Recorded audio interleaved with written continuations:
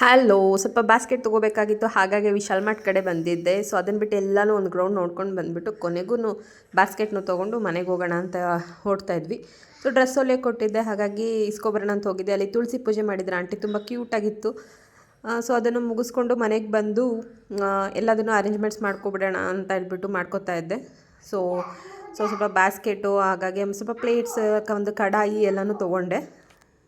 So ಕಡಾಯಿನೂ ಕೂಡ ತುಂಬ ಕ್ಯೂಟಾಗಿತ್ತು, ಸಖತ್ ಲೈಕ್ ಆಯಿತು. ಆಮೇಲೆ ಒಂದು ಚಟ್ನಿಗೆಲ್ಲ ಯೂಸ್ ಮಾಡೋ ಅಂಥದ್ದು ಒಂದು ಕ್ಯೂಟಾಗಿರೋದು. ಸೊ ಬೌಲ್ಸ್ಗಳನ್ನ ತೊಗೊಂಡೆ, ಆಮೇಲೆ ಪ್ಲೇಟ್ಸ್ಗಳು ಕೂಡ ತೊಗೊಂಡೆ. ಸೊ ಟಿಂಗಾಣಿ ಡಬ್ಬನ ಸ್ವಲ್ಪ ಇಡೋದಕ್ಕೆ ಡೆಕೋರೇಟಿವ್ ಆಗಿ ಕಾಣುತ್ತೆ ಅಂತ ಹೇಳಿಬಿಟ್ಟು ತೊಗೊಂಡೆ. ಸೊ ನಾನು ಉಪ್ಪು ಮತ್ತು ಹುಣಸೆ ಹಣ್ಣನ್ನು ನಾನು ಟಿಂಗಾಣಿಲೇ ಯೂಸ್ ಮಾಡ್ತೀನಿ. ಸೊ ತುಂಬ ದಿನ ಆದ್ರೂ ಅದಲ್ಲಿ ಇಟ್ಕೊಂಡ್ರೆ ಕೆಡಲ್ಲ ಅಂತ ಹೇಳಿಬಿಟ್ಟು.